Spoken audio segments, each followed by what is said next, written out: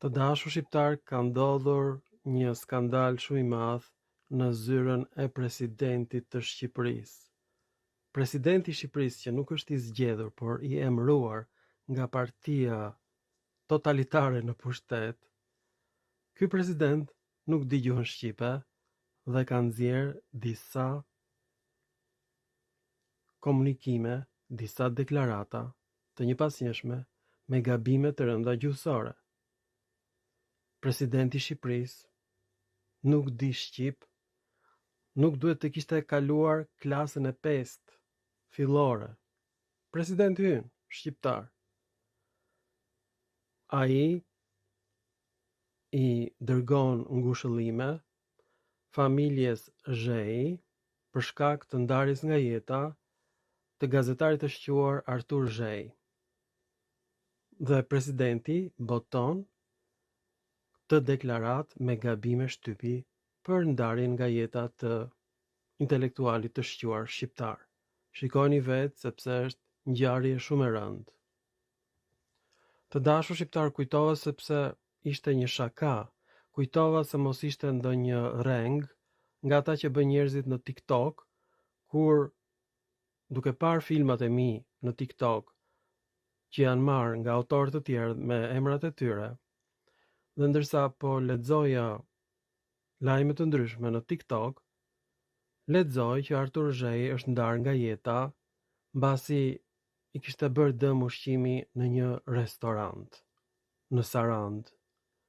Pra, mbasi ka ngrënë diçka që ndoshta ishte një ushqim i helmuar, ky përfaqësues i madh i mendimit opozitar ndahet nga jeta pikërisht në një moment shumë të rëndësishëm të historisë së Shqipërisë, momentin e instalimit të diktaturës së Edi Ramit. Dhe ky njeri e ka demaskuar kryeministrin shqiptar, por edhe presidentin e Shqipërisë, me të gjithë filmat e tij, me të gjithë moderatorët e tij. Dhe tani, presidenti Bajram Begaj ngatron fjalën moderator me mbiemrin i moderuar, do me thënë i ekuilibruar, i përmbajtur.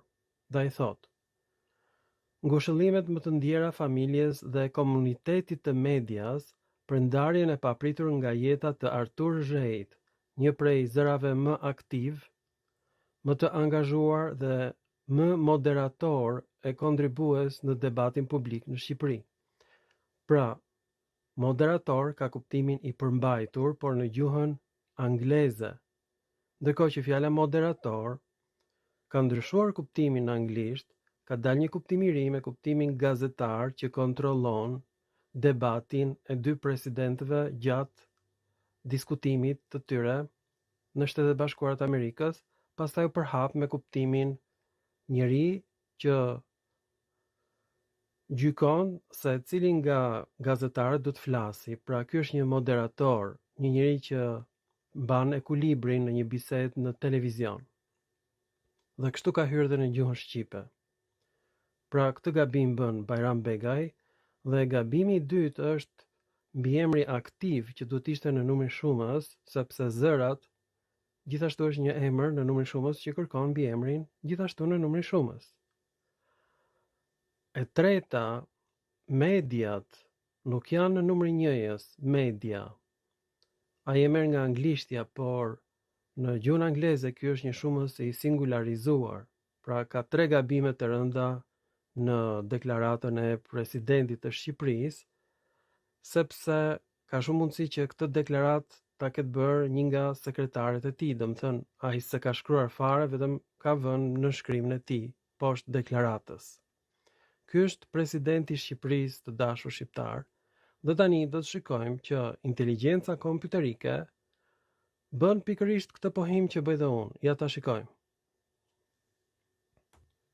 Dhe këtu jemi përballë inteligjencës kompjuterike dhe pikërisht inteligjenca kompjuterike ka vënë re gabime të rënda tek fjala moderator në gjuhën shqipe.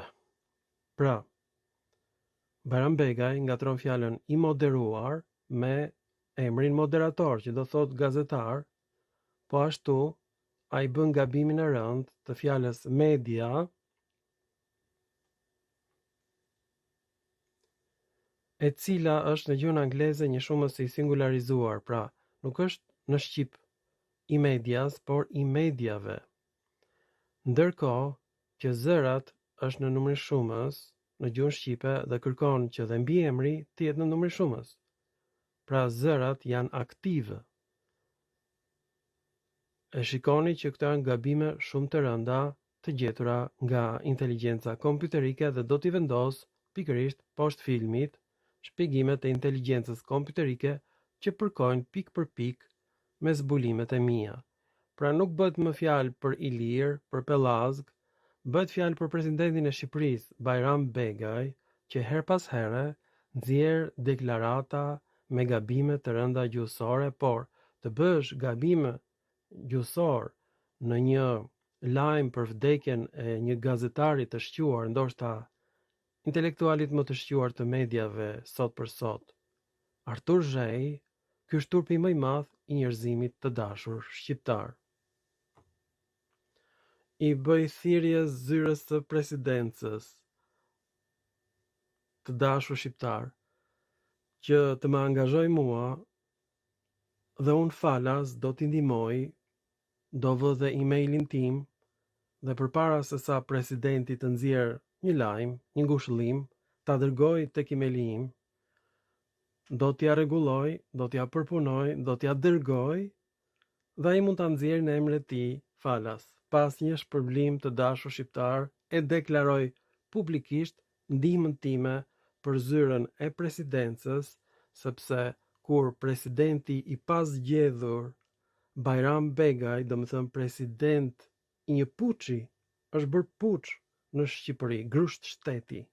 Presidenti është zgjedhur nga kryeministri i padronëve të miellit të bardh, nuk është zgjedhur nga populli, nuk është presidenti im, por mua më vjen turp si shqiptar kur një president nxjerr deklarata me gabime shtypi. Ju falenderit për vëmendjen dhe i lutem presidentit që falas të konsultohet me mua. Nuk do asnjë lloj shpërblimi. Mirupafshim në filma të tjerë shkencor dhe i dërgoj ngushëllimet e mia më të thella familjes Zhej dhe më vjen shumë keq që zbuluesi i alegoritmit gazetaresk nuk jeton më.